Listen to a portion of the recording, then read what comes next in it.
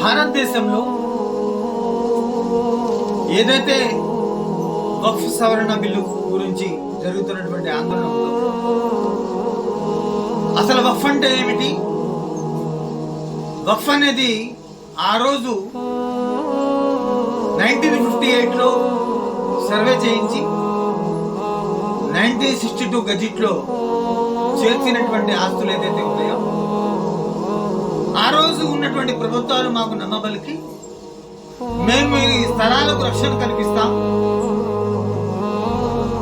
మీ భూములకు మేము రక్షణ కల్పిస్తామని చెప్పి ఒక ఎనామస్ బాడీని తీసుకొచ్చి, ప్రభుత్వంతో సంబంధం లేకుండా, రాజకీయాలతో సంబంధం లేకుండా ఒక ఎనామస్ బాడీ, మీ ముస్లిం మైనార్టీలే అందులో ఐఏఎస్లు కూడా ఉంటారు, అనుభవజ్ఞులు ఉంటారు, మత గురులు ఉంటారు, ముతవల్లీలు ఉంటారు. ఈ విధంగా అందరూ కలిసి ఒక ఎనామస్ బాడీ తయారు చేసుకొని మీ రక్షణ కోసం మేము తయారు చేస్తున్నామని చెప్పి, దాని తర్వాత చట్ట సవరణ పేరుతో అది మాఫియాలకు, కబ్జాదారులకు పూర్తిగా అనుకూలంగా ఉండే విధంగా ఏదైతే లక్షల ఎకరాలు ఉన్నాయో, ఈ లక్షల ఎకరాలు ఉన్నప్పటికీ కూడా ముస్లింల పరిస్థితి ఎలా ఉందంటే, రహనే కో ఘర్ నహీ హై సారా జహాం హమారా, అంటే ఉండటానికి ఇల్లు లేదు, దేశమంతా మాదే అన్నట్టు లక్షల ఎకరాలు మాకు ఉన్నాయని చెప్పి ప్రచారం ఏదైతే జరుగుతున్నాయో, మాకు ఉండటానికి ఇల్లు లేదు, కనీసం ఎక్కడైనా అద్దె కోసం ఇంటికి వెళ్తే ఇవాళ మొహం మీదే చెప్పేస్తున్నారు, మేము మీ ముస్లింలకు మేము ఇల్లు ఇవ్వము, ముస్లింలు అయితే మేము ఇల్లు అద్దెకి ఇవ్వము అని చెప్పేస్తున్నారు. అంటే ఎంత దౌర్భాగ్యమైనటువంటి పరిస్థితుల్లో మేము బతుకుతున్నాం. ఇవాళ ఉన్నటువంటి వక్ఫ్ బోర్డు ఏమైనా ఒక ఆడపిల్ల పెళ్లిళ్ళకు కానీ, లేదా ముస్లిం పేదలకు వాళ్ళ చదువుల కోసం కానీ, లేదా ముస్లిం సంక్షేమానికి ఎక్కడైనా ఉపయోగపడుతుందా అంటే ఎక్కడ ఉపయోగపడే పరిస్థితి ఏ రాష్ట్రంలో ఇటువంటి వ్యవహారంలో అసలు వక్ఫ్ బోర్డు మాకెందుకు?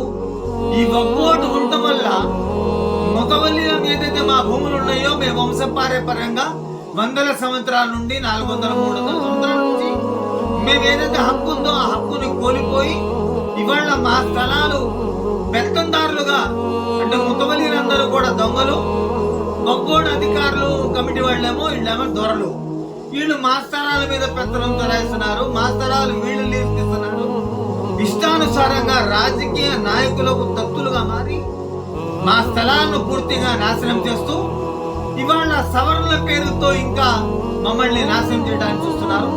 కాబట్టి పూర్తిగా వక్ఫ్ బోర్డుని రద్దు చేయండి, వక్ఫ్ బోర్డు మాకు అవసరం లేదు, మా స్థలాలు మాకు అప్పగించండి, మా హక్కు మాకు పూర్తిగా కావాలి,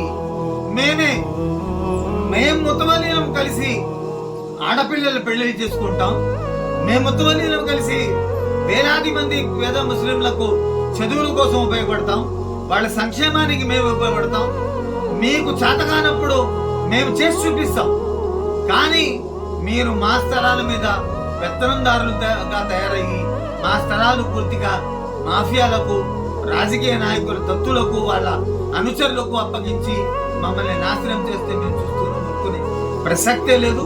కాబట్టి వక్ఫ్ బోర్డుని రద్దు చేయాలని చెప్పి రాష్ట్ర ప్రభుత్వాలకు, కేంద్ర ప్రభుత్వాలకు సూచిస్తున్నాం.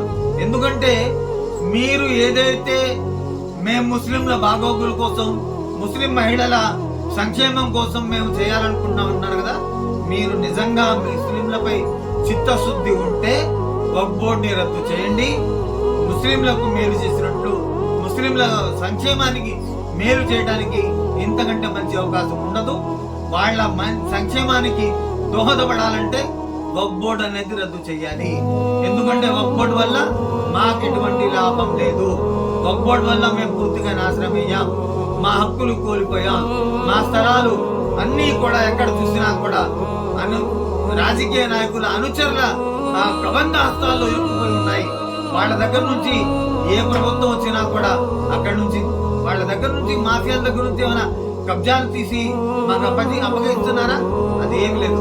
మా మీద పెత్తనదారి చేయడం కోసం డిఎం రిపోర్ట్ తీసుకోవడం, డైరెక్ట్ మేనేజ్మెంట్ లో ఆ దర్గా ఎక్కడ ఆదాయం ఉందో, ఏ ఆదాయం ఎక్కడ ఎక్కువ ఉందో, వైజాగ్ లో ఆదాయం ఎక్కువ ఉంది, విశాఖ మదిని దర్గా ఆదాయం ఎక్కువ ఉంది, ఆ ఎక్కడైతే ఎక్కువ ఉందో అక్కడ మీరు పెత్తందారులుగా చేరి మా ఆస్తులు పూర్తిగా నాశనం చేస్తున్నారు, మా హక్కులు పూర్తిగా కాలరాస్తున్నారు. కాబట్టి మేము ఒక్కోడిని రద్దు చేయాలని చెప్పి ముస్లిం personal law board of India Andhra Pradesh అధ్యక్షుడిగా నేను డిమాండ్ చేయడం జరుగుతుంది.